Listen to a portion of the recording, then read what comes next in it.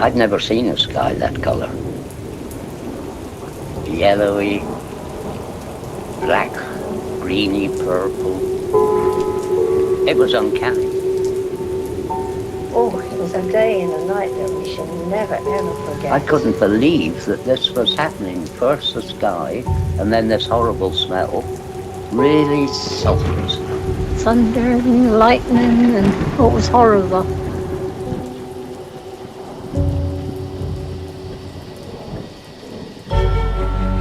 We're in very great danger from the pollution that's coming down over us. And we've been led astray by the military-industrial complex. Dangerous chemicals over us from Is the government experimenting with our weather? That's the question at the heart of a phenomenon called chemtrails, now getting widespread attention. Millions of tons of toxic poisons released by planes as part of the government plot to affect climate change. The government is up there in airplanes spraying all kinds of chemicals to change or manipulate the weather, leaving what you see there, and they call that a chemtrail. Geoengineering. They say it puts poison in the soil. Tests show high levels of these chemicals in our rain and soil. Using planes to spray chemicals into the atmosphere to manipulate or control. And that's why health department records show a sharp increase in barium and aluminum in California's water supply. We shall propose further cooperative efforts between all the nations in weather prediction and eventually in weather control. The Army's need to know more and more about weather that surrounds this planet is a vital part of the expanded research program of atomic weapons. We all talk about the weather. The Army is doing something about the weather.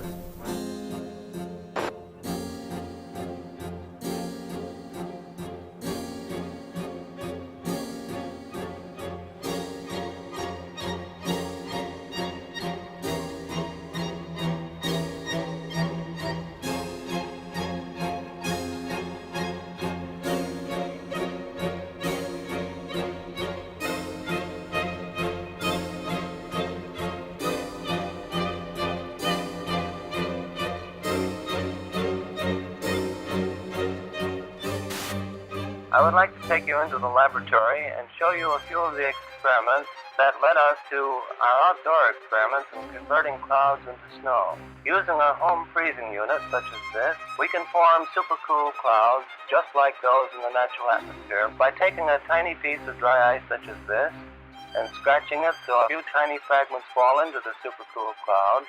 Long streaks develop. The particles grow very fast. They grow about 1 billion-fold in volume in a few seconds. Many millions of snow crystals form, and we get the same effect as is produced by dry ice. Dry ice is not particularly important as far as the fact that it's CO2. It is primarily important because it's colder than minus 35 degrees centigrade. This is a picture of the first cloud that we seeded back last November. Flying in a small Fairchild plane, and putting dry ice from a small dispenser in the bottom of the plane, and within minutes saw long streamers of snow falling from the base of the cloud and evaporating into the drier air below. Under many conditions, of course, full-fledged snowstorms will be produced in this way. Nature at last has permitted to do a little something about the weather. Using Schaefer-Langmuir techniques, the Army Signal Corps and Office of Naval Research began conducting many of these experiments. In 1947, Project Cirrus expanded to test cloud seeding on a hurricane traveling eastbound 350 miles off the coast of Jacksonville, Florida. They dropped 80 pounds of dry ice into the raging storm, only to realize that the hurricane suddenly changed direction and began traveling back towards the United States.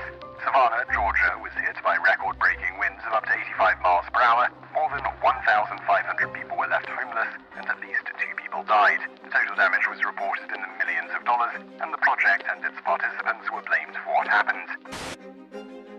On the night of the 15th of August 1952, the worst flood in British history swept through the tiny seaside village of Lynmouth. 90 million tons of water devastated the area, killing 35 people and leaving over 400 homeless. 40,000 tons of boulders were dragged off the moors, destroying houses and cars. Reporters spoke to squadron leader Len Otley. He confirmed that he worked on Project or Operation Cumulus, which was also referred to as Operation Witch Doctor.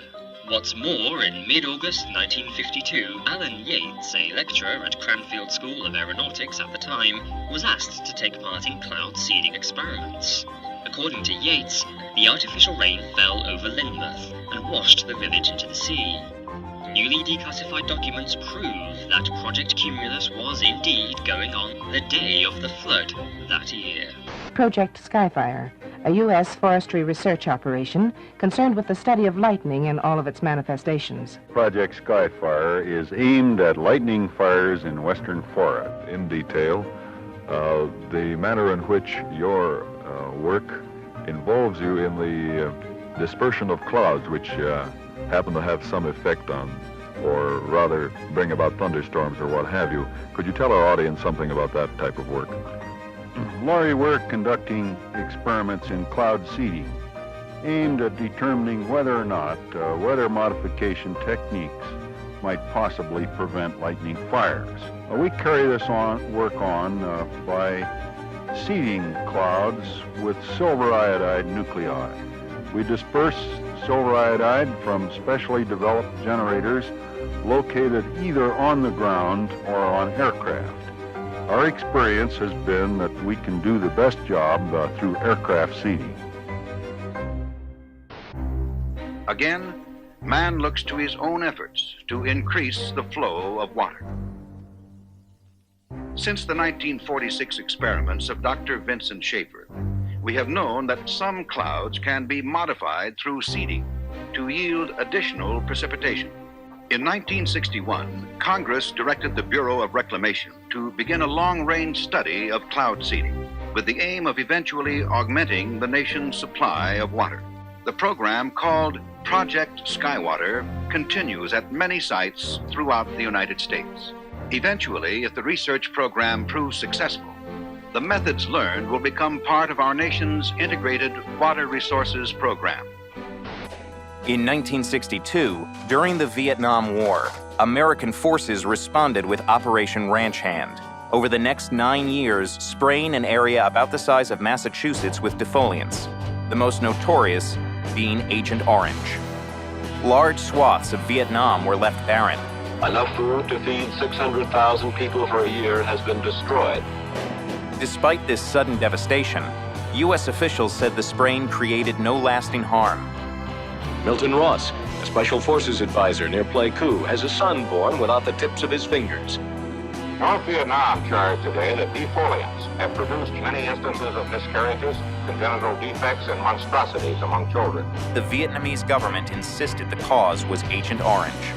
Although that war was long ago, there is lingering anger about the United States' use of a controversial defoliant spread by American aircraft on the jungles there. An epidemic of birth defects, brain damage, and rare cancers still affecting hundreds of thousands of Vietnamese today. According to environmental studies, high levels of dioxin could still be found in the soil in certain areas and had seeped into nearby lakes. Agent Orange was a safe product when it was used in the Vietnam War, and it's a safe product today. I got something to say. I want to know how come the fascist pigs have been seeding the clouds. Right. For the last hour and a half, airplanes going over twice with all the smoke coming out of them seeding the clouds. And I want to know, why that stuff is going down, man. And why doesn't the media report that stuff to the people, man? I'm telling you what happened. The planes come over for an hour and a half and they seeded all the clouds. People of unknown origin were seeding the clouds over the I don't know what they hope to prove, man. Project Storm Fury assembles a team of highly trained scientists and technicians to fly into mature hurricanes. Scientists working on the project were convinced that they could reduce hurricane devastation using a process called cloud seeding by spraying the thunderclouds inside the hurricane with a chemical called silver iodide. This would become known as the Storm Fury hypothesis. The seeding planes fly across the eye and into these clouds, seeding the supercooled water droplets from the belt of maximum winds outwards. As the silver iodide turns the supercooled water into ice, the heat released during this process causes the seeded clouds to grow and develop into a new outer eye wall.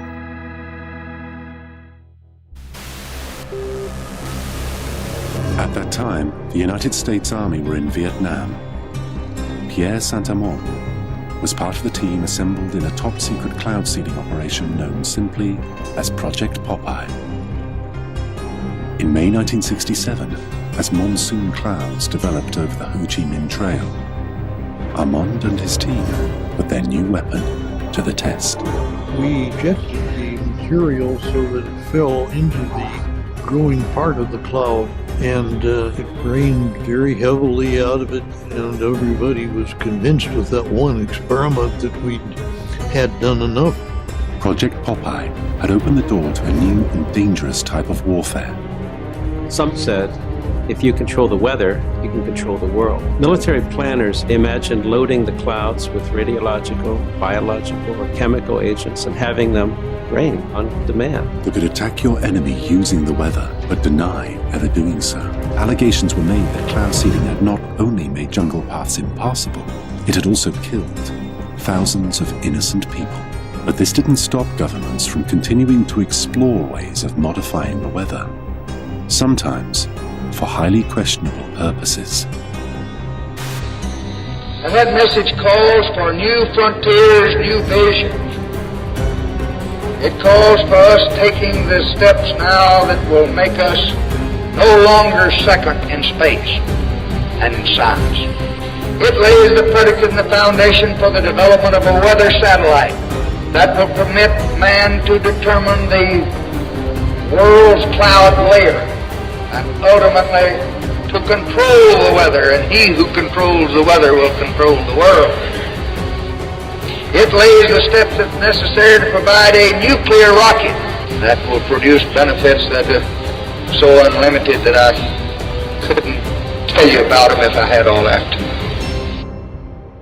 July 1976. Strange, unexplained blackouts in worldwide communications plague the globe and are covertly transmitting extremely low-frequency waves, otherwise known as ELF waves. It's called the Russian woodpecker because it was essentially that sort of clicking, pecking sound. In 1982, a report by Pentagon researcher L. Ponte alleges the Russian woodpecker signal is actually creating layers of artificial ionization in the upper atmosphere, which means it could have been bending the jet stream and altering global wind patterns. There's been a lot of research in military labs over what you can do with putting radio waves into the atmosphere. Some of the research indicates that one can move the jet stream around and thus induce weather conditions. It's no coincidence that the United States began building its own mysterious array of antennas. HAARP is the High Frequency Active Auroral Research Project, originally a joint effort of the Air Force and Navy in cooperation with a number of academic institutions. Of 180 antennas, approximately 72 feet tall, linked together to function as one giant steerable antenna. Steerable because it can aim millions of watts of ELF waves into one tiny patch of the atmosphere. HAARP is one of several ELF wave transmitters located all over the globe. Working in tandem, these transmitters alter the weather anywhere in the world, potentially changing the jet stream's course entirely. The intense energy being beamed into the sky by HAARP sends pulses of ELF waves into the ionosphere. The waves get reflected back down and pass through the Earth and ocean. But HAARP's startling potential doesn't end there. It's linked to a strange phenomena occurring in our skies. On clear days, you can often see long white lines being traced high in the sky. They are contrails of jet aircraft, actually long, slender clouds. Weathermen are finding them especially fascinating because a theory is being developed that those long white lines may be changing our weather for the better. Details from Roger O'Neill.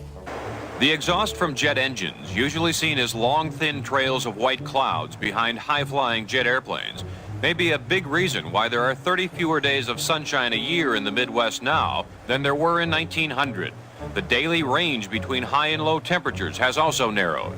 In the absence of natural clouds, Given the correct atmospheric conditions, jet aircraft in high frequency can almost completely cover the atmosphere with clouds. No one is trying to make clouds now using jet engines, but this study suggests that jet travel is inadvertently making our days more cloudy. And someday, weather researchers may be able to use jets on purpose to change our weather. Roger O'Neill, NBC News, Champaign, Illinois. And finally, a federal report today predicted possible catastrophic warming of the Earth by the 1990s with the strong climate change. Hurricane Gloria is moving on the East Coast tonight like a monster out of a science fiction film. 3,000 homes went underwater, and of those, almost 900 were destroyed. From 1987 through 1992, California experienced the most severe drought in the state's history. According to NOAA, an anomaly occurs in the jet stream. The winds appear to change direction, blowing east to west instead of west to east, indicating the jet stream coming into the west is suddenly much weaker than normal, causing a drought. By 1995, the jet stream returns to normal. Here there were huge problems with flooding, intersections and parking lots underwater, homes threatened, people trapped in the river that you see out here behind me, forcing those dramatic rescues. This U.S. Air Force report graphically outlines the military's desire to exploit and manipulate the weather for the purposes of war by the year 2025. According to one of the most harrowing lines in this report, quote, "Weather modification is a force multiplier with tremendous power that could be exploited across the full spectrum of war-fighting environments."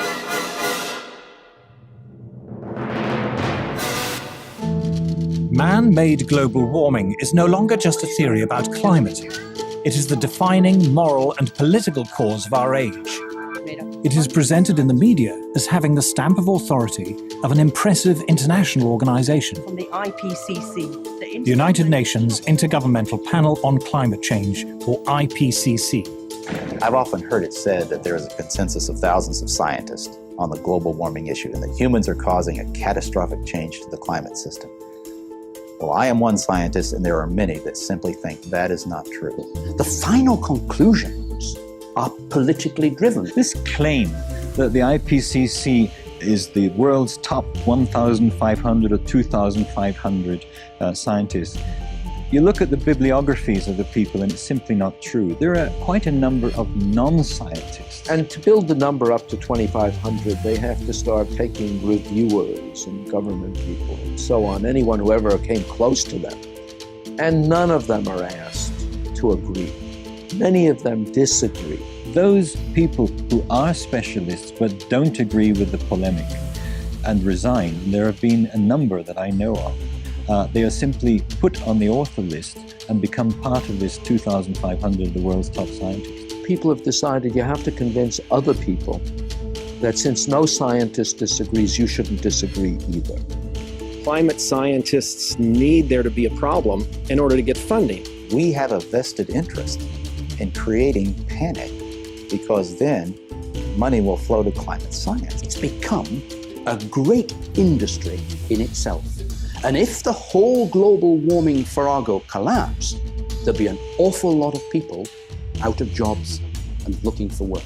There's one thing you shouldn't say, and that is, this might not be a problem. If you go to page 119 of the president's budget, he's anticipating generating $646 billion in new tax revenue from this bill.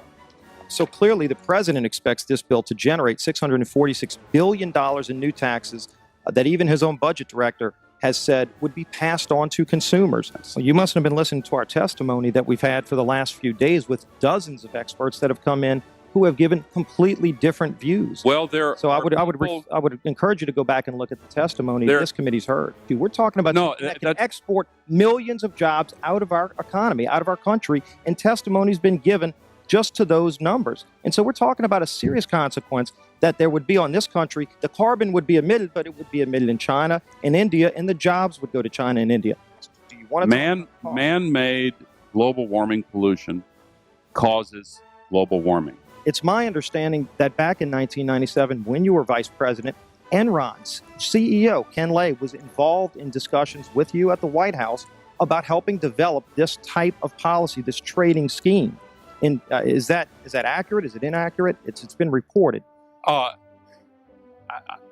don't know, but I met with Ken Lay, as lots of people did, before anybody knew that he was a right. crook. And clearly, you can see why so many of us are concerned about turning over this country's energy I didn't know him well enough economy. to call him Kenny Boy. You knew him well enough to help devise this trading scheme, and obviously we know what Enron and these big guys on Wall Street like Goldman Sachs, and I know you've got interest with Goldman Sachs. No. These people, well, that's been reported. Is that not accurate? No, I wish I did. I'm saying that there are going to be big winners and big losers in this bill. And I think that should be noted, that companies like Enron helped come up with this trading scheme that would Enron.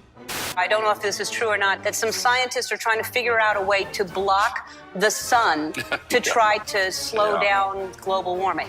Yeah, it's a measure of the feeling of desperation that some of them feel. Are they really thinking they could do that? Well, some of them are seriously proposing, and I think it's completely nuts. Yeah. You put another kind of pollution, sulfur dioxide, up to orbit, cover the atmosphere. The sky won't be really blue in the way it is now anymore, but it would block out some of the sun's heat so that we wouldn't have to take the difficult steps to stop spewing all this global warming pollution into the atmosphere.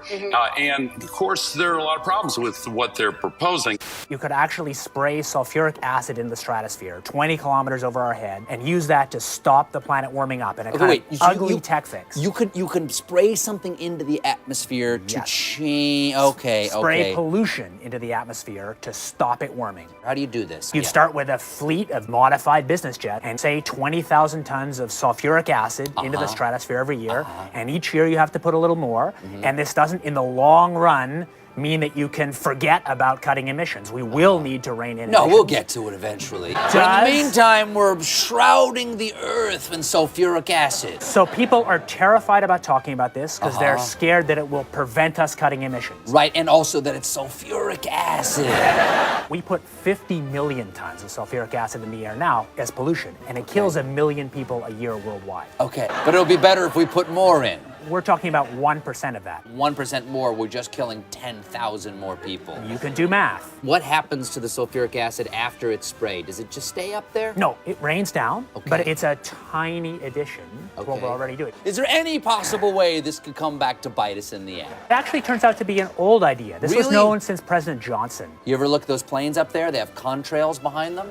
Maybe all those planes with the contrails, maybe they're actually spraying chemicals into the atmosphere right now and Uncle Sam isn't telling us. Seems extremely unlikely. That the United States is not telling something to its citizens? That seems extremely likely to me.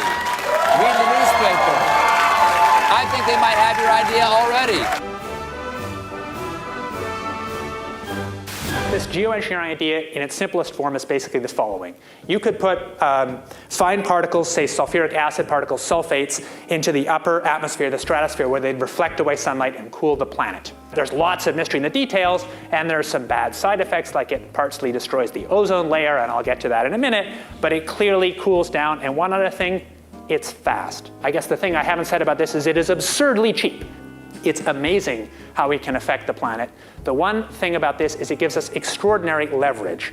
This improved science and engineering will, whether we like it or not, give us more and more leverage to affect the planet, to control the planet, to give us weather and climate control, not because we plan it, not because we want it, just because science delivers it to us bit by bit. What is geoengineering?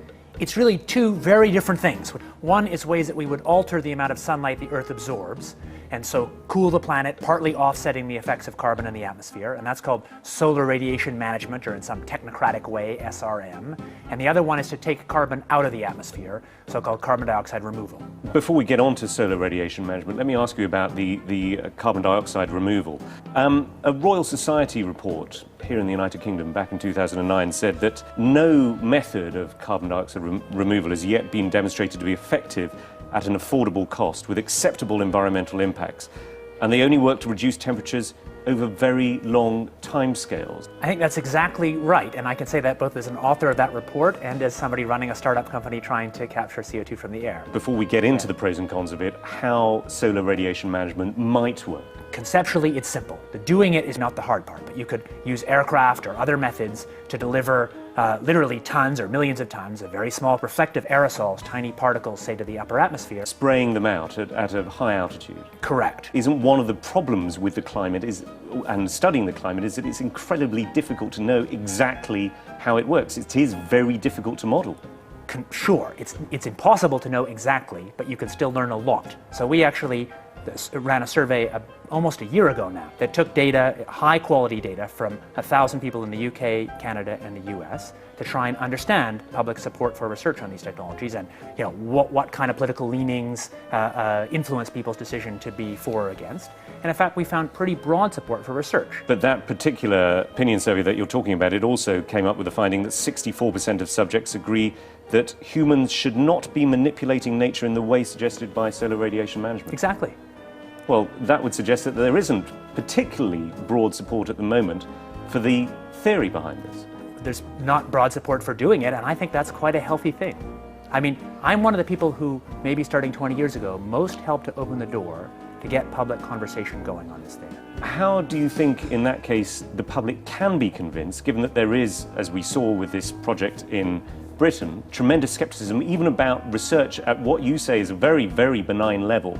Public opinion will evolve over a long time, and from my point of view, the goal is to try and make that public opinion be able to be shaped by facts as well as possible, and also shaped by people's values. It's not to promote this. So actually, well, it is in part to promote this. I mean, you're a great enthusiast for this, and as you said, you have your own private company, which is... my private company works on a very different part of it, which doesn't suffer from these governance challenges. But it is all to do with the issue of geoengineering. I mean, you know, it's an incredibly sensitive topic. I actually don't think my job is promoted. My job is to help clear thinking and clear knowledge about the tools we have to regulate climate risk, among them this one. And I'm perfectly prepared to find that results show that we should never do this. So if it works, and again, we don't know it does, it provides some protection in the near term. Isn't there a problem, though, that you could end up with different effects in different parts of the world? I mean, you could, for example, find that although you're reducing the amount of sunlight and the amount, therefore, that the Earth is warming up, rainfall is affected in different ways in different parts of the world. Absolutely. Essentially, the scientists and technocrats, including myself, I guess, are helping to invent a thermostat knob. But it's much easier to invent the knob than to figure out who should be in charge of it in a world with many states. No, indeed, and I want to come on to the governance, but I want to ask specifically about the science of this, which is how far can you tell whether the effects of solar radiation management are then going to cause perhaps a catastrophic loss of rainfall in a certain part of the world? At the moment, it seems to be hazy, this. I think it's not as hazy as that. So using exactly the same climate models as we've used to estimate the problems with CO2 in the atmosphere, the underlying climate problem, we've applied those same models and same techniques to look at this. And the results so far, I have to say, look pretty good. That's why we're paying any attention to it. Richard Branson himself, who owns the Virgin Airline Group, was quoted back in 2009 in the New York Times saying, if we could come up with a geoengineering answer to this problem, we could carry on flying our planes and driving our cars. Is going to cost a lot of money. And yet I mean, let's be clear here, you and your company are after Branson's money. The cheapest thing to do is to use the atmosphere as a waste dump. And if we want to stop doing that, we must have laws that restrict the ability to use the atmosphere as a waste dump. My question is, are you not concerned that you and your company, Carbon Engineering, is looking for money from people like Richard Branson? It's funded, I think, in part by Murray Edwards, who is a key figure in tar sands, which is seen as one of the dirtiest fuels on the planet. It is. Are you not slightly concerned about the people who you're getting into bed with? I'm happy to take money from serious folks who have a broad set of interests.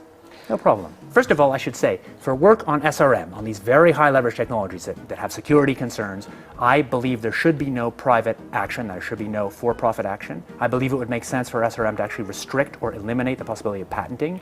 Isn't your company involved in several patents at the moment? This is the difference. So for capturing CO2 from the air, that's an encapsulated small technology, which can be regulated by the normal laws. It's inherently expensive, so there's no risk of sucking all the CO2 out of the air because it costs so much.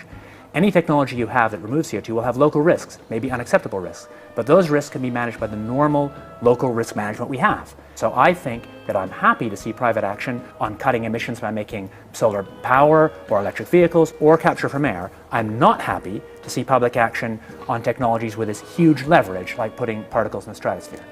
I'll tell you a little bit about some new work we've been doing, thinking about how you actually might put aerosols in the stratosphere. The novel method we've been thinking about, or it's not novel at all, it's actually exactly what happens from aircraft contrails, is that we put a condensable, a few megatons a year of sulfur would be enough to produce sort of 4 watts per square meter radiative forcing directly out of the back of an aircraft. There's a huge literature in the nanofabrication world about making fine particles from low vapor pressure gas, and there's nothing very hard in terms of aircraft engineering. If you go to aircraft engineers, and we've done this, they say that would be easy, we could do this if you want us to. We've mostly thought about sulfur, and there's a lot of good reasons to think about sulfur, because sulfur's what nature does, at least in this version of the model, is if you put sulfur in continuously, you actually get a remarkably ineffective result. Nevertheless, there might be some good reasons to think about alumina. The big deal really is that alumina has 4 times the volumetric rate as sulfur, but roughly 16 times less the coagulation rate, so you could get away, we think, with much smaller mass flux. The little picture is from a nanofabrication study, which shows you can make high-quality alumina particles just by spraying aluminum vapor out, which oxidizes. So it certainly seems pretty cost-effective and easy to do this with aircraft that are not very different from conventional aircraft. High-class business jets like the Gulfstream have wing designs that are very efficient. So with slightly different engine choices, they can easily deliver large weights up to sort of 20 kilometers or a little higher. And you could do that by either building new versions of these aircraft or even re-engineering existing aircraft. We have engineering firms that can do it. So you go to an engineering firm and you want this done. They don't say this is hard or unusual. They say, okay, yes, we could do it. Once you realize you can make things by direct condensation from vapor, then all sorts of different compounds are possible. But it's much, much harder to actually figure out the environmental risks and effectiveness of these new methods than it is to cook them up. Aerosol geoengineering looks like it is so cheap that the cost is basically not going to be an issue. That means that implementation decisions will be risk-to-risk decisions. So the key factors are this is fast, it's cheap, and it's inherently imperfect. It cannot compensate for the amount of CO2 in the air. On a commercial basis, I do absolutely no proprietary commercial work on solar radiation management because I think such work would be wrong.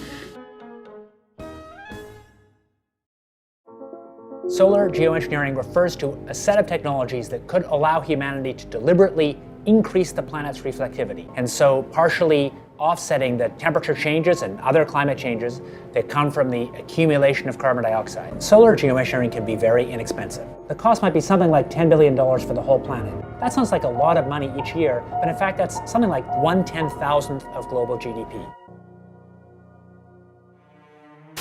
This next story is so unbelievable, we didn't think it could possibly be true. But after receiving thousands of records and declassified reports from the Army, it's confirmed that during the Cold War, the United States military conducted secret tests on unsuspecting people in the city of St. Louis. Lisa Martino-Taylor's life work has been to uncover details of the Army's ultra-secret military experiments carried out in St. Louis and other cities during the 1950s and 60s. This study was secretive for a reason. They didn't have volunteers stepping up and saying, yeah, I'll breathe zinc cadmium sulfide with radioactive particles. These Army archive pictures show how the tests were done in Corpus Christi, Texas in the 1960s. In Texas, planes were used to drop the chemical, but in St. Louis, the Army placed chemical sprayers on buildings and station wagons. City officials were kept in the dark about the tests. The Cold War cover story was that the Army was testing smoke screens to protect cities from a Russian attack. Clearly, they went to great lengths to deceive people. By making hundreds of Freedom of Information Act requests, she uncovered once classified documents that confirmed the spraying of zinc cadmium sulfide. The greatest concentration of this compound was sprayed near the Pruitt-Igoe housing complex just south of downtown St. Louis. It was home to 10,000 low-income people, and an estimated 70% were under the age of 12. Martino-Taylor claims they all unknowingly inhaled this compound morning, noon, and night, so the government could measure its effects on their lungs. So this is in violation of all medical ethics, all international codes, and the military's own policy at that time. And Venezuelan leader Hugo Chavez has once again accused the United States of playing God. This time it's Haiti's disastrous earthquake that he thinks the U.S. was behind. Spanish newspaper ABC quotes Chavez as saying that the U.S. Navy launched a weapon capable of inducing a powerful earthquake off the shore of Haiti. He adds that this time it was only a drill, and the final target is destroying and taking over Iran. A wild accusation from Iranian President Mahmoud Ahmadinejad. He says Western countries are causing drought in certain parts of the world, including Iran. He says They're using high-tech equipment to drain raindrops from clouds. He basically says European countries are stealing rain from Iran for their own use. You know, they were talking about climate change yesterday, and now we're learning that scientists and researchers are looking at how to change the weather on purpose. That's right. Lasers now could one day manipulate rain and lightning. That's right. Well, as Mark Twain once famously said, everyone complains about the weather, but no one ever does anything about it. Well, instead of doing a rain dance, we physicists are firing trillion-watt lasers into the sky to actually precipitate rain clouds and actually bring down lightning bolts. When you have water vapor and you have dust particles or ice crystals, you can precipitate rain. It condenses around the seeds. These seeds can also be created by laser beams. By firing trillion-watt lasers, you rip apart the electrons, creating what are called ions, bringing down rain and even lightning. I remember reading the stories that China had used this during the Olympics, that the USSR had used this after Chernobyl to create rain clouds. I mean, did those really work then? We have some of these capabilities now? Inconclusive. Even in the 60s, the CIA used this to bring down monsoons during the Vietnam War. Governments have been playing with this thing. Alleged to. Alleged to, right. Yeah. Now, we realize that for decades now, these governments have been alleged to have experimented with weather control, but nothing conclusive. We're actually using trillion-watt lasers now. They precipitate rain out of water vapor. Sure enough, you can actually bring down electricity down the beam. The bad news is, if it's a clear blue sky, it's not going to do anything at all, because it only takes water vapor that's already in the air and condenses it. However, you name it, outdoor events and agriculture and flooding and even hurricanes, all of them could be subject to weather modification. Terrorists no longer the CIA's only priority. The U.S. intel agency now investing in weather? Well, they're looking into something called climate engineering or geoengineering, which is a way to manipulate the climate to mitigate the effects of global warming. And they think that maybe this might pose a national security threat in the form of exacerbating water shortages or causing more regional instability in places like Darfur or in India-Pakistan region, in the Kashmir region. So they want to find ways of mitigating climate change, and they're investigating, are there possible ways of doing that? Scientists have been researching this have been thinking about this for quite some time. There are two general ways of engineering the climate. One is called solar radiation management, which is putting particles into the atmosphere. So like if you think of a volcano explodes and it releases particles and that cools down the planet. So that's one way. You can put a balloon up in the atmosphere and spray particles. And then another way would be to possibly bring down carbon dioxide out of the atmosphere in a process called carbon capture and storage. They're basically funding research by the National Academy of Sciences. Okay, so the CIA is not trying to control the weather. We've tried that before and it doesn't really work, but they're trying to impact climate change. They want to have a lot of tools in the arsenal in case climate change is as bad as some scientists believe it is. They want to have a way of mitigating it. You told one of our producers at this point it's pretty doubtful this is a viable terror threat right now. I don't see I don't see the CIA. Yeah, I don't think that it's going to be an immediate threat. It's definitely something that's going to be a long-term, decades down the line sort of thing. Well, there you go. Another example is the array of technologies, often referred to collectively as geoengineering. One that has gained my personal attention is stratospheric aerosol injection, or SAI, a method of seeding the stratosphere with particles that can help reflect the sun's heat in much the same way that volcanic eruptions do. An SAI program could limit global temperature increases, reducing some risks associated with higher temperatures and providing the world economy additional time to transition from fossil fuels. This process is also relatively inexpensive. The National Research Council estimates that a fully deployed SAI program would cost about $10 billion yearly. Now, I could go on and on and on and on about the things that fascinate me, but rather than talk about them, I thought I'd stop here. Thank you, Senator. The Air Force has gotten great value out of HAARP in the past. We took over from the Navy and managed it and actually did a number of experiment campaigns up there and have finished our work that we're interested in doing up there. We've moving on to other ways of managing the ionosphere, which the HAARP was really designed to do, was to inject energy into the ionosphere to be able to actually control it. And but that work has been completed. The Air Force has maintained the site for other government agencies to use for several years now. And with DARPA completing their project, that's our last government customer that we have in the site. We have put out a call for other agencies that had interest in managing the site or taking it over, and including going out to academia.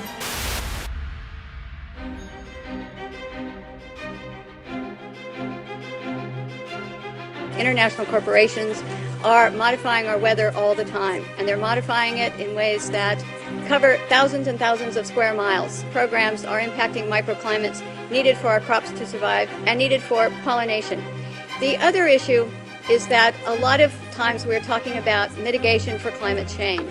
It's rather an undefined term at this period of time. And so what happens is that many times we're talking about artificially putting chemicals like sulfur or particulates into the atmosphere in what they call geoengineering schemes to reduce, supposedly, global warming. And if you take and you put up into our skies chemicals to reduce the amount of sunlight reaching the earth, you are going to begin to reduce crop production. Without the process of photosynthesis, whereby plants from direct sunlight gain the energy to grow, to produce crops, we are going to find ourselves, if we mitigate in that direction, impacting the crop production not only here in the United States, but worldwide. What you're seeing now, a lot of times many scientists know, especially at NASA and in other areas, that the skies that we're seeing are not normal cloud formations. These are man-made. In California, the State Department of Health drinking water tests were examined between 1970 and this year, and we found unusual spiking in barium, aluminum, strontium, manganese, and all of these spiked at the same time in various drinking water supplies across the state of California and also in Arizona. So what's happening with these atmospheric tests is that aluminum, as one example, gets into the root systems of our trees, and it looks like the trees are dying of drought, but they're not.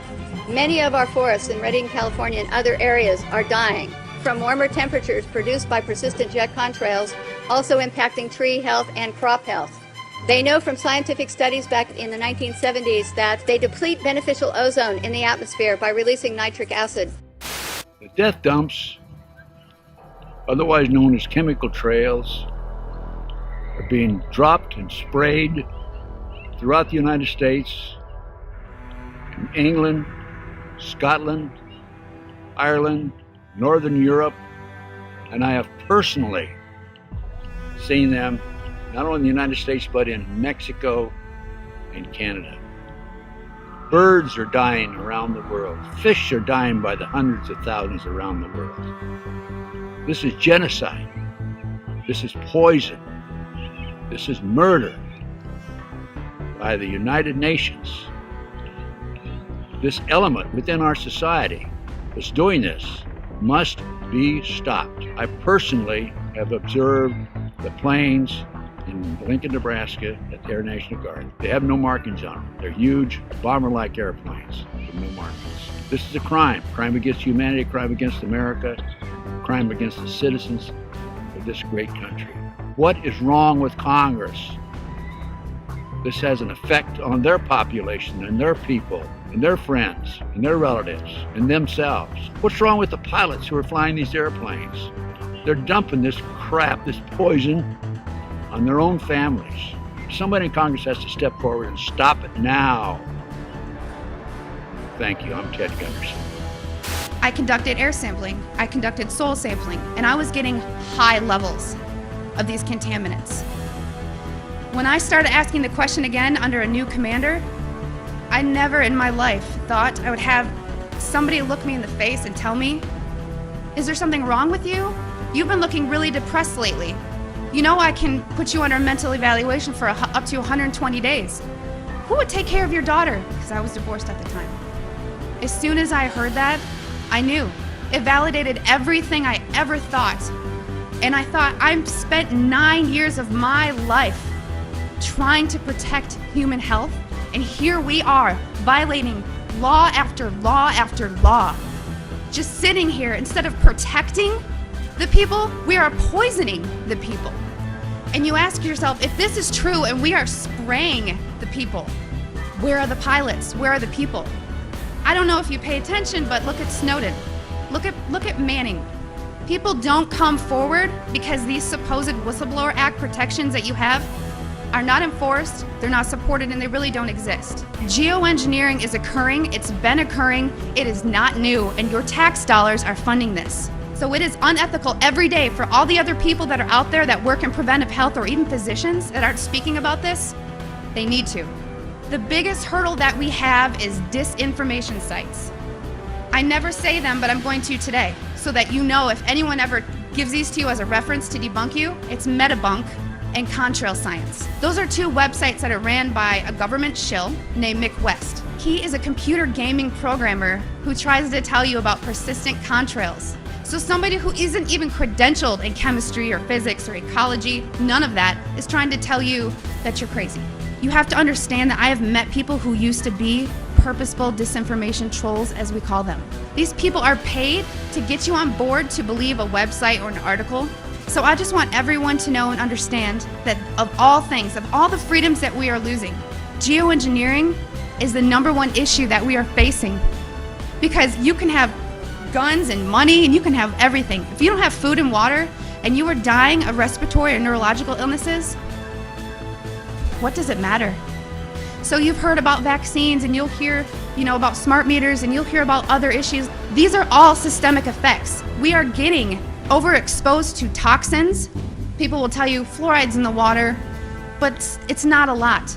It is a lot because you're getting it everywhere in your food, water that you drink, and you're getting it in your vaccines. Our bodies cannot metabolize these toxins. There's the debate. Is it a condensation trail or a chemical trail, something with an additive in it? And I couldn't fight the chemical trail issue for a long time. Give me a reason, give me a motive. And so I started time-lapsing the sky. And there was this one day where I saw a series of planes go by, but one trail persisted and the others didn't. And as that trail slowly faded away, 2 other planes came along. One hit the exact end of it, and another went through the middle. How could these planes be aware of, or better yet, even be remotely concerned with what's going on with the debris from another plane? And as I time-lapsed the sky more and more and more, and at higher and higher resolution as the technology improved, it was a godsend, because you could see even the little planes were part of the bigger program. So they had to be at a precise place at an exact time to reveal a disturbance in a trail that may have only been in the sky 10 seconds. It went beyond correlation. And we're dealing with a massive, massive ballet in the sky. Yeah. We've got a program that is loose on the planet and is this guise of climate change, but it is this program we're seeing at work. As I became more aware of technologies, I looked at these clouds, at these patterns with different eyes, with a different understanding. And what I've learned is that these chemtrails help the technology align these patterns, align these vibrational structures which direct our weather today. When I found out about this first, I couldn't believe that I had never seen it before, because I'm from County Wexford, which is known as the sunny southeast in Ireland, and we have always boasted the highest sunshine hours in the country, and we are also underneath one of the busiest air corridors in the world. When I started to find out about chemtrails, I started to look up and I realized that, yeah, these trails do linger all day, and they go horizon to horizon, and you look to your old photographs and you don't see these kind of trails. So I suppose when the penny dropped was when I saw what in the world are they spraying. That's really when this whole thing kind of made sense to me, because it was explained in a documentary. People knew what they were talking about, and this made a lot of sense. This is a government program to control the weather, and if you think about it, if you want to dominate and control the planet, this is the ultimate weapon to do that. So the Irish media now are normalising weaponised air as a reality that we must get used to. They are blaming car emissions and coal pollution, but there's no mention of the elephant in the room, the hundreds of millions of tons of substances being sprayed into our atmosphere every year, like aluminium oxide, which David Keith and other geoengineering proponents are proposing spraying into our skies. They will never admit these programs are going on, but we know they are going on because 2004, the Civil Aviation Authority in the UK conducted an investigation into cabin air quality, and one of the peak materials found was aluminium. So what the hell is aluminium doing floating around up at cruising altitude? So now Monsanto miraculously have an aluminium-resistant seed that can grow in aluminium-contaminated soil. Why would they have such a thing unless they knew of a problem that was down the line or already happening? Last year in 2015, a study came out of Keele University in the UK, and bees were found to have had massive high quantities of aluminium in their brains. This is a big problem. We need bees to keep the food chain sustained and to keep it alive. And now Monsanto have recently bought a bee research company called Biologics in 2012, and they have genetically modified a bee that can only pollinate Monsanto crops. And also, this bee is resistant to all pesticides. So why would they want to design such a Frankenstein creation unless they knew of a problem that already existed or a problem that was in the pipeline? Dementia now is the biggest killer in women in the UK. And what's the main cause of dementia? Aluminium accumulation in the brain cells. We are in the fight of our lives. All sources needed for life to exist are under direct attack from these programs. Oxygen, sunlight, and water. Once you know about this, you have a duty of care to get involved. As a caretaker of this planet, we must all come together to stop these programs because we can do it. Once you find out this is going on, you understand that the air you breathe is being compromised. Things don't get any worse than that. You're standing at the end of the plank, what else do? You got to take action, otherwise you are condoning what's going on. Silence is compliance. So we got to speak out. We spend a lot of time outside looking up at the sky, and not a lot of people do that anymore.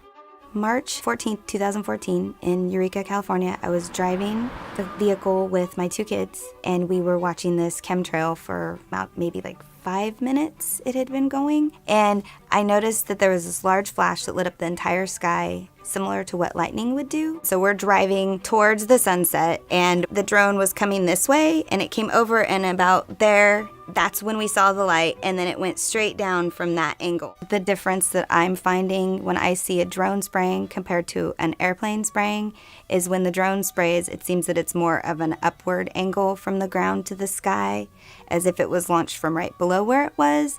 And with the plane sprayers, it seems like they go from one side of the horizon to the other side. The reason that the people probably stand on the sidelines is because, you know, they don't really want to stand out. And I don't mind standing out. That's part of my personality since forever. So, you know, everybody's in their car looking down, watching the news. I'm outside, looking up. I've become aware, and it seems to me like more people need to be aware or should want to be aware. My name's Jack Falsrock, and I'm Madra Maui. I grew up on the east side of Mount Shasta. We went out and hunted and gathered all of our food all the time. That's when I first started noticing that something was wrong with the earth. Then I started seeing things in the sky that was not supposed to be there. And then I seen that what caused those things was the planes that was flying over, and they were polluting the sky. And I was wondering why don't they care about the sky? What I noticed, you know, is this really strange weather. You know, it really disrupts everything. You know, I noticed that too. You know, how when it gets cold sometimes. And then it gets hot, and then it gets cold, and it gets hot. You know, it disrupts this environment here, you know. I mean, anybody that understands when they grow things, you know, they know that the weather can't change like that. You don't have to be a scientist to understand that. And when you disrupt that, when you keep putting these clouds in between the earth and the moon, you're going to disrupt the whole world. You're going to disrupt man, you're going to disrupt all these animals. That's why it's not good to change the weather. The weather's how it's supposed to be. It's like what they're spraying over there with the mosquitoes. They say those things so they can scare people, so they can continue doing that. And that's all they do is scare these people, so they can, oh, we gotta do this, we gotta do this. And there's nothing to be afraid of in here. Everything was created beautiful. Are you not happy? You know, go some other earth. Go over there. You know, get on your plane and go somewhere else. You know? They stop spraying the chemicals.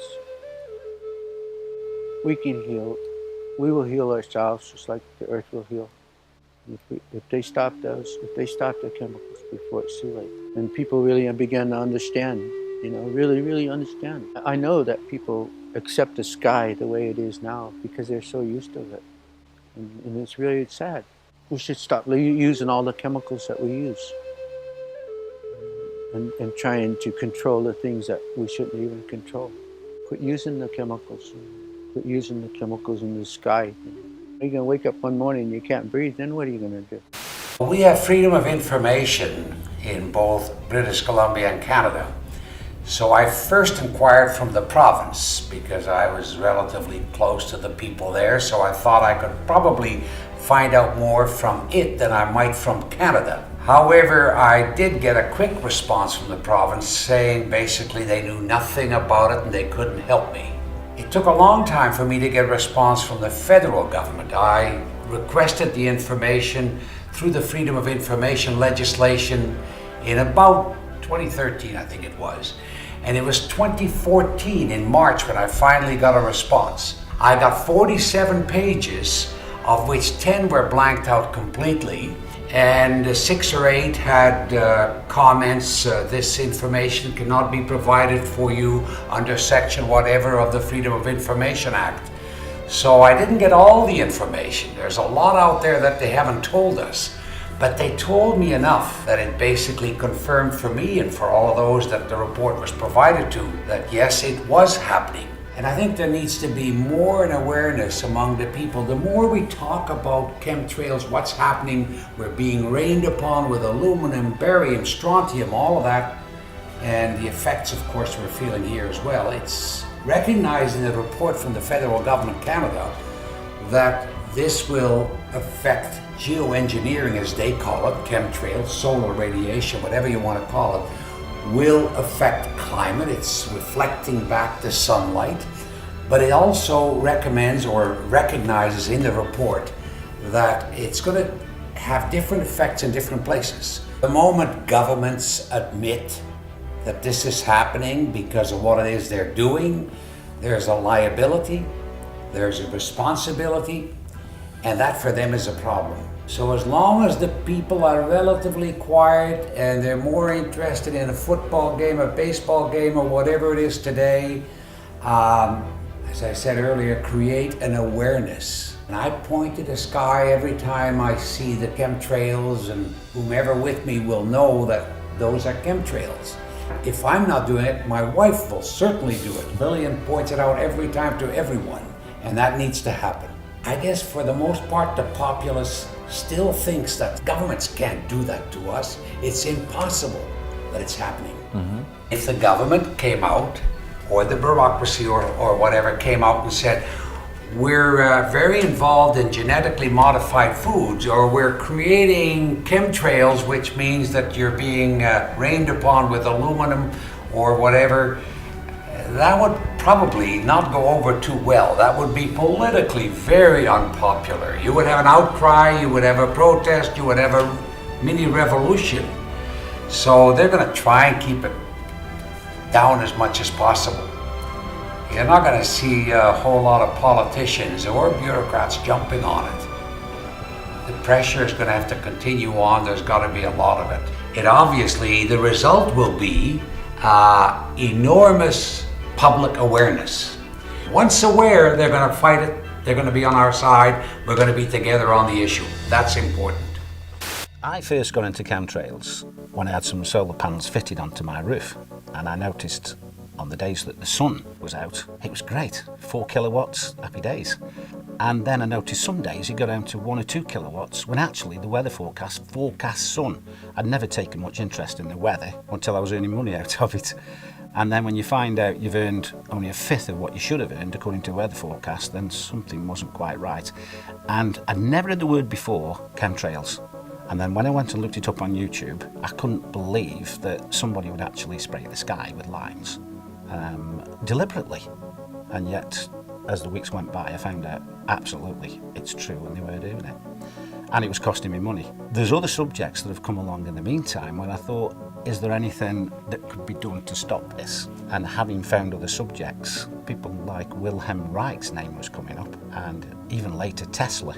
Wilhelm Reich, very, very clever person in as much that he realised there's an energy in life that's very, very powerful and important and is related to good health. And after many years of investigation, he found out there were some fantastic properties to this, and he called it argon, which is related to ether. Other people came along, people like Trevor Constable, who looked at generating and changing the weather with certain pieces of equipment. And this isn't the use of chemicals, this is actually the use of equipment which reacts with ether, and it's perfectly 100% natural. Wilhelm Reich actually found out there was amazing cures with ether, and one of them was cancer. He actually cured the people that the hospitals discarded and put them on the scrap heap basically and says, we can't cure you. And Wilhelm Reich virtually cured every single one of them. He understood what ether was about. And how he found out about the cancer is that when you change the frequencies of DNA, the DNA loses all its instructions. And that means that the DNA grows distorted and it can't grow the way that it should grow. In other words, if it's part of your skin or it's supposed to be part of your kidney, it grows into a deformed piece of the body that shouldn't even be there. But by correcting the frequency, the DNA goes back to grow how it should do. And that's one of the amazing things he was working on. Tesla proved beyond any shadow of a doubt that he can actually tap into the energy which is already there. And what I mean by that is when you have two opposing potentials, you can tap in the difference between the two potentials, and that's your energy that you're actually creating. Now, Tesla said something that I thought was very interesting. I only found this out recently. He talked about ether, and he made this statement that ether controls magnetism, electricity, and all energy. Now, to actually come out and say that, he must have had some basis as to why. We know that Tesla based all his works on facts and many, many experiments.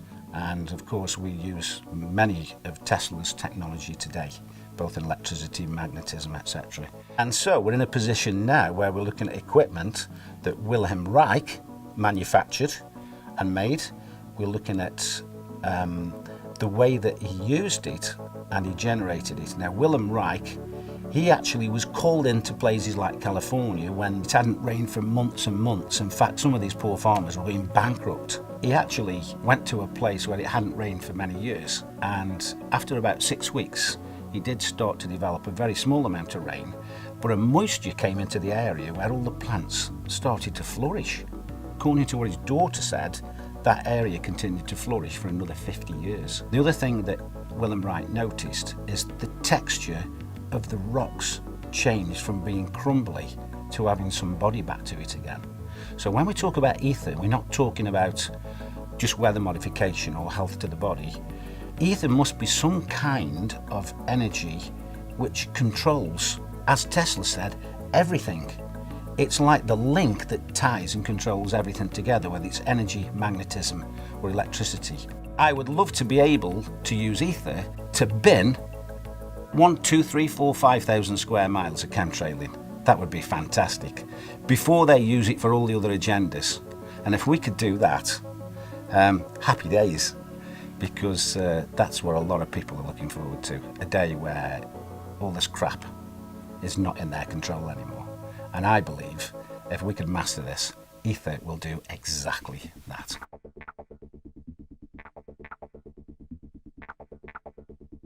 Tonight we're going to talk about this. We're going to talk about the sickness behavior. We're going to talk about why people are having these problems. We're going to talk about how the trails are affecting us, because they are now. There's no doubt. Even the EPA said so. They just made mention of it about, a couple months ago, actually, last summer. They admitted it. The EPA said it's affecting you. 888-673-3700. That's 888-673-3700. I'm Clay Lewis. You're listening to Ground Zero, and we'll be back. In the United Kingdom, they just published their mortality statistics for 2016. And you'd expect, okay, what's top 3? Cancer, heart attack, stroke. Always has been. Number 1, dementia. Number 1. Which of course includes Alzheimer's, which is caused by aluminum. They found carbon nanotubes in Parisian lungs. In Turin, half of the children had severe DNA damage from nanoparticulates. And there's a study that came out recently showing how nanoparticles interfere with the nuts and bolts of the internal workings of your cells and cause rheumatoid arthritis, which is just one of the very many autoimmune diseases we're all coming down with. We don't need any more evidence. We need to get this out into the public consciousness and say, oh, hell no. I wanted to let you know that there was a study that was released back in the summer of 2016, the Environmental Protection Agency.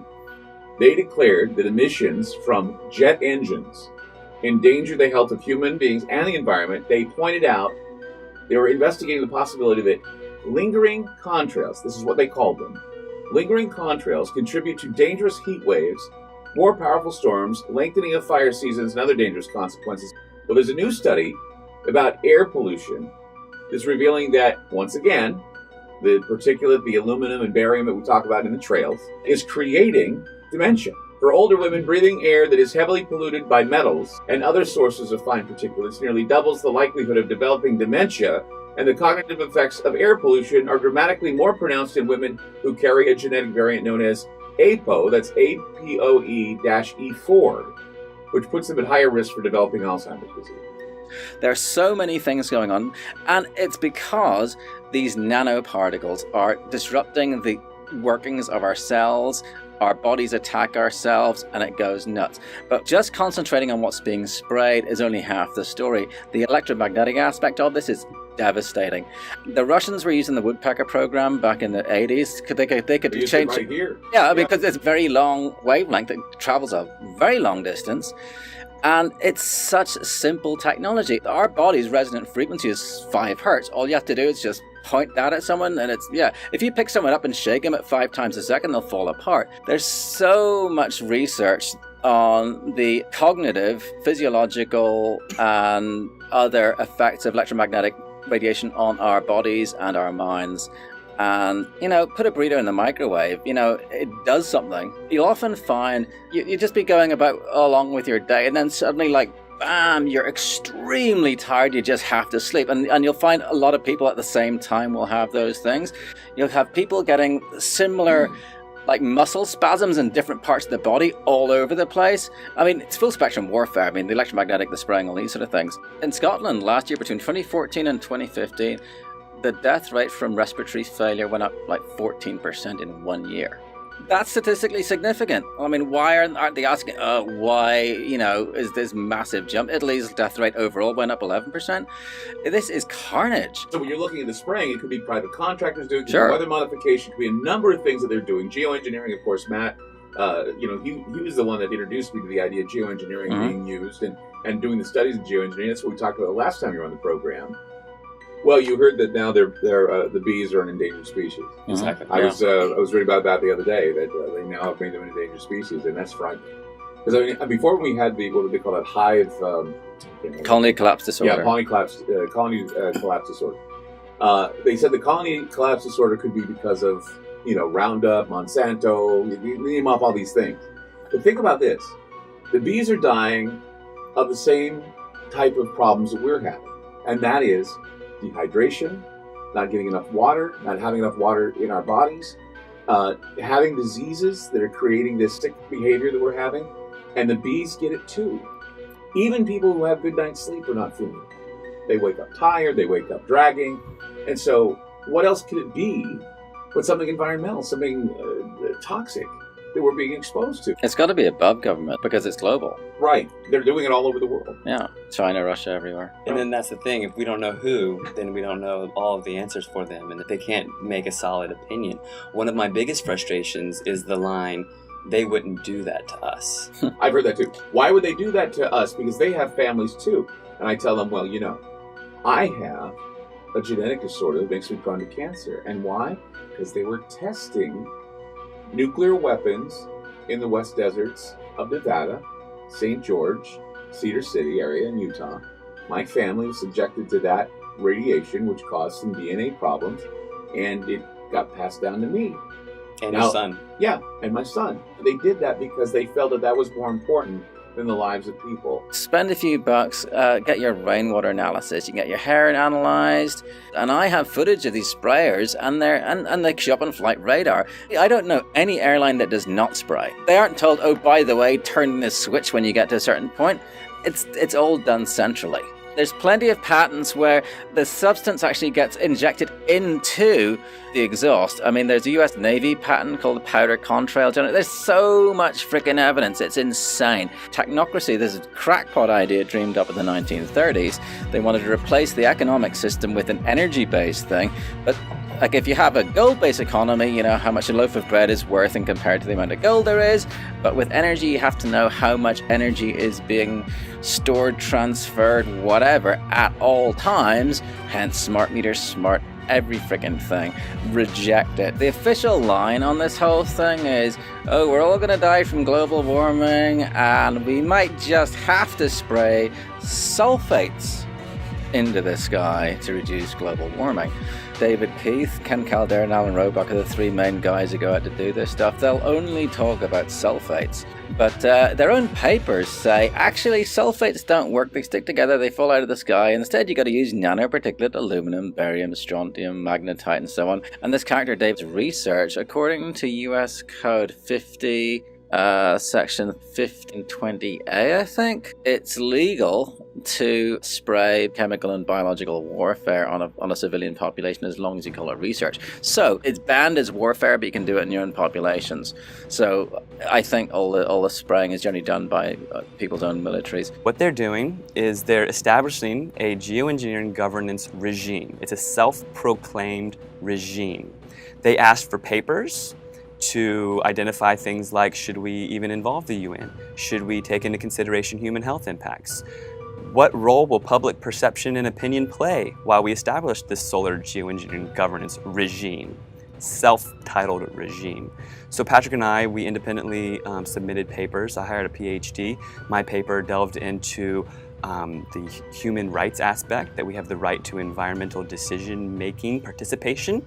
Both of our papers were, of course, rejected. It is their plan to do full-scale deployment. They claim that all of the research that we've been seeing, these grid patterns, are research. They're admitting to it. The chemtrails, the geoengineering, the solar radiation management, okay, and now you can even look up the Solar Radiation Management Governance Initiative, SRMGI.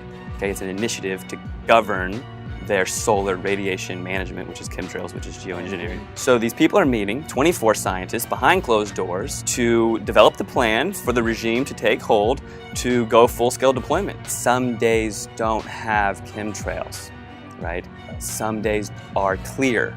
And really, the more clear days you get in a row, the more likelihood it is that you're going to get a grid pattern coming up. But this irregular pattern of appearance, where you not only have no lines in the sky, but you also don't have the air traffic. Okay, listeners, feel free to look up at your sky, look at that air traffic, see those days where there's nothing going on.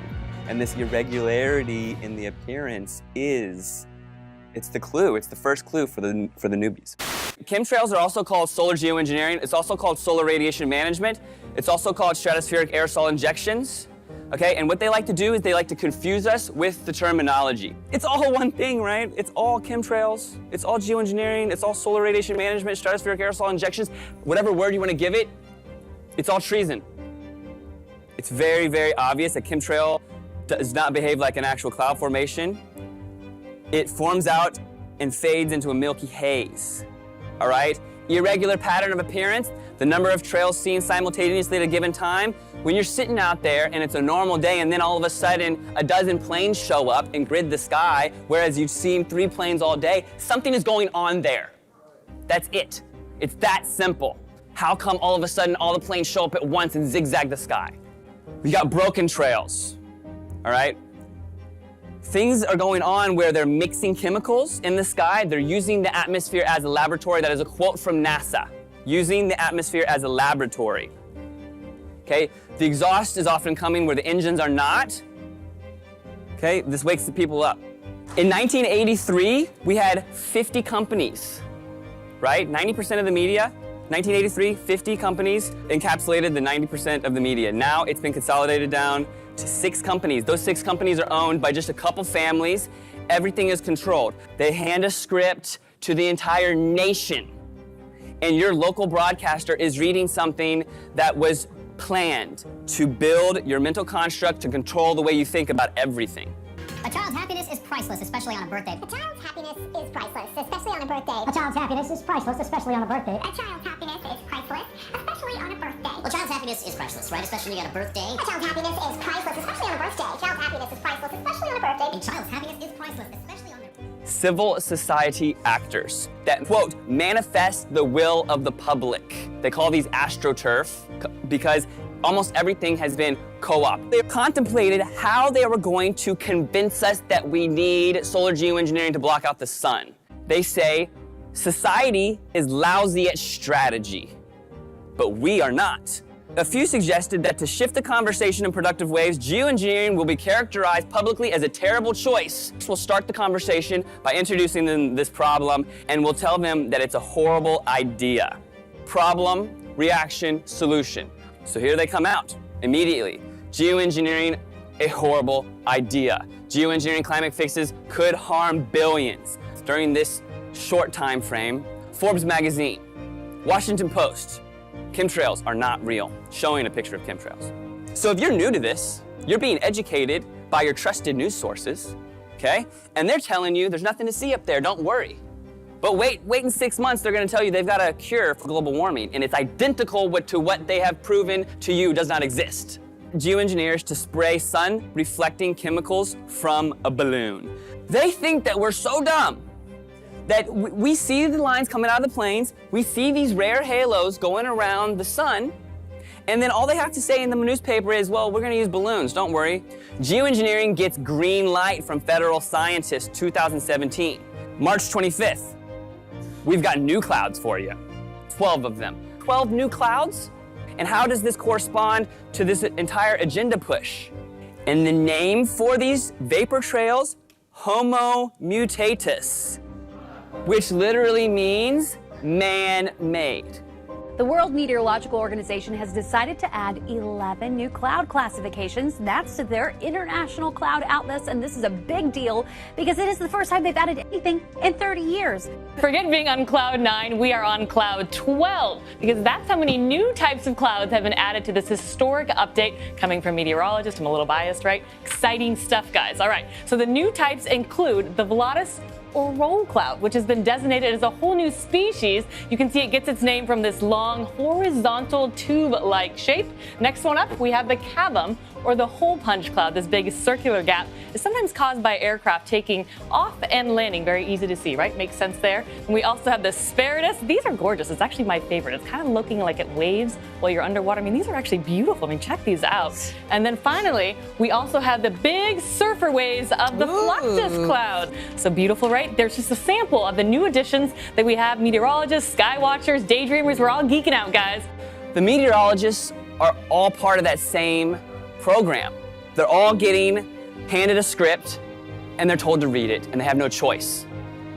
And already it's time for governance, okay? This is something that they just shoved down our throats for the past few months, and they say they're gonna be doing it in the future, and they say don't worry that it's not real 6 months ago. Now they're already talking about how are they gonna govern it. They're pushing this agenda full speed ahead. They're already talking about how to govern something that we're still slowly waking up to, that they're gonna be doing it to us publicly. This very small group of globalists claim that they have the exclusive rights to saving us and that we don't get it and they do. This is all of our skies, this is all of our air, this is our children's future. Everybody is involved here, all right? There was a time when people got pissed and they did something about it and they made things change, okay? They know that they can program you through social media, okay, and we can't let that happen. It's up to us to carry this information forward. It's up to us to be the change. And if we don't do it, we're not gonna have any sun. Thank you.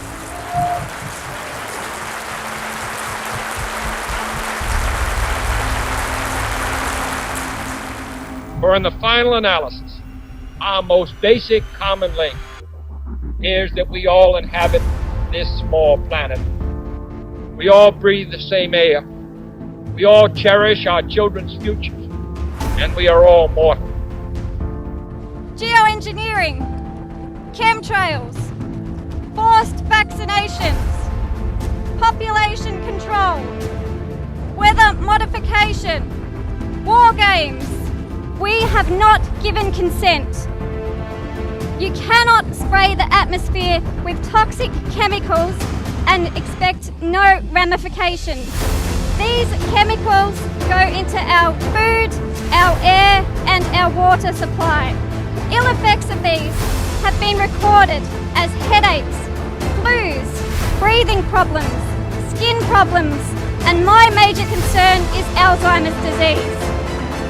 Aluminium causes nerve damage. Fluoride in the water works with aluminium in the air to cross into our brains. At this moment, about 24,700 young people around the age of 30 and above have Alzheimer's. In the next 10 years, 400,000 people in Australia will have dementia. It is now the third leading cause of death in Australia. About 10 years ago, I did a degree in environmental management.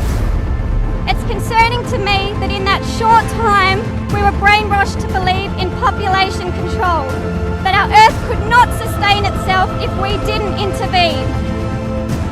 The Earth has enough resources for everyone. We need to change our thinking, but also change our actions. If you have never heard of these terms before, then please start looking at the sky and make your own decisions.